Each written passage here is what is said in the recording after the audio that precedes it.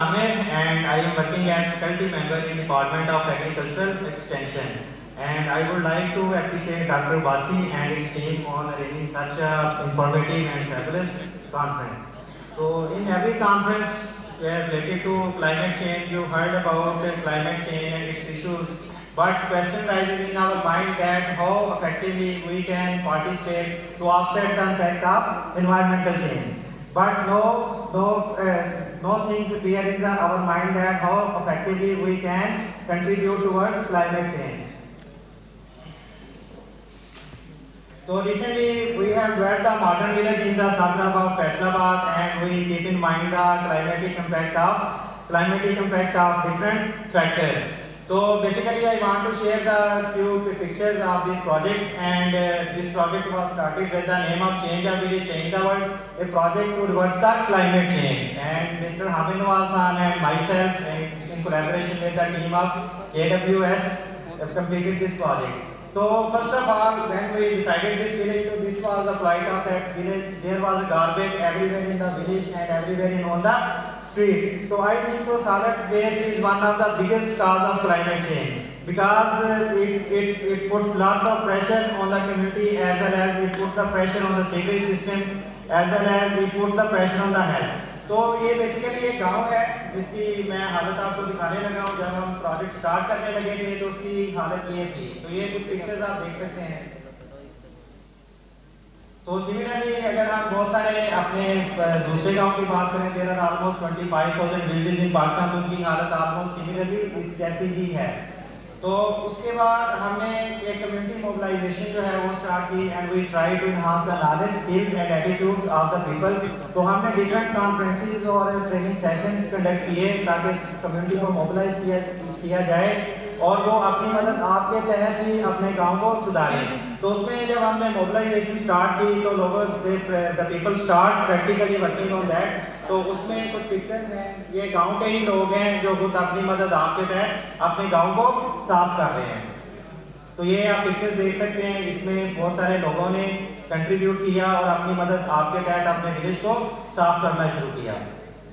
तो उसके बाद जैसे ये कैंपेन एंड हुई और उसके बाद आपको कुछ पिक्चर शो करता हूँ। तो cleanliness after managing the solid waste, कि जब सॉलिड वेस्ट था उसको मैनेज किया गया, उसको गांव की स्ट्रीट से उठाया गया, तो उसके बाद जो गांव की उसकी लुक कैसी आना शुरू हो गई। तो ये गांव है जो पहले जो पिक्चर्स आप देख रहे तो आप उसके हाथ से काफी बेहतर है।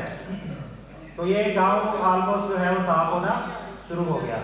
उसके बाद हमने कहा जो सॉलिड वेस्ट है इसको मैनेज करने के लिए क्या रिक्वायर्ड है, तो we start dustbin in our whole village. तो डस्टबिन जो थी उसमें दो तरह का कूड़ा होता है, बेसिकली ऑर्गेनिक एंड इनऑर्गेनिक। तो ऑर्गेनिक जो आपका गार्बेज है that is dried from vegetables, जो भी आप फ्रूट्स वगैरह खाते हैं that is called organic matter. उसमें बहुत सारा इनऑर्गेनिक वेस्ट था। तो वो start to type bin, one is green and one is red. तो ग्रीन बिन इसलिए बनाई गई कि इसमें आप जो ऑर्गेनिक कूड़ा है वो डालें ताकि उसको हम यूज कर सकें एज ए फर्टिलाइजर या डिफरेंट पर्पस के लिए। और उसके बाद जो रेड बिन है that is design for inorganic waste matter. तो उसके बाद हमने नेक्स्ट जो है एज यू नो कि our climate is changing and trees are playing an important role to offset the impact of environmental change. So we plan to transplant about 2,500 trees in a village, and we तो उसके बाद हमने trees लगाने की एक campaign launch की और हमने तकरीबन 2500 जो आप कह लें पौधे हैं डिफरेंट इनवाल के वो हमने लगाए हैं। we have selected the best plants that can reduce the impact of climate change. तो उसके बाद कुछ गांव के हालात इस तरह के नजर आने शुरू हो गए। उसके बाद हमने डिफरेंट जगह पे जो शोल्डर्स हैं, आपके स्ट्रीट्स के शोल्डर होते हैं, तो वहाँ वो अमूमन वहाँ पे बारिश के दिनों में ज़्यादा मसाइल होते हैं, तो उसको ऑफसेट करने के लिए हमने ग्रीन बेल्ट्स जो हैं वो इंट्रोड्यूस करवाई। तो डिफरेंट लोकेलिटीज़ में हमने ग्रीन बेल्ट्स जो हैं वो इंट्रोड्यूस करवाई। तो इसका एक फ़ायदा ये भी हुआ कि जो इंक्रोचमेंट होती है बहुत सारी जगहों पे दरख्त लगाने की वजह से वो इंक्रोचमेंट भी रुक गई। बहुत सारे लोग अपने घर को थोड़ा सा आगे बढ़ा लेते हैं, तो ये दरख्त लगाने की वजह से वो चीज़ भी मिनिमाइज हो गई। तो उसके बाद ये village of condition after development, तो जैसे ही हमने ये प्रोजेक्ट कंप्लीट किया तो अब मैं कुछ पिक्चर्स शेयर करना चाहता हूँ कि जो आप देख सकते हैं कि विलेज कैसा नज़र आने लग गया। तो ये विलेज अब इस तरह का नज़र आता है। जो आप पहले पिक्चर्स देखें कि इन कंपैरिजन टू दैट आप ये पिक्चर्स आप देखें कि गांव की हालत कैसी हो गई है।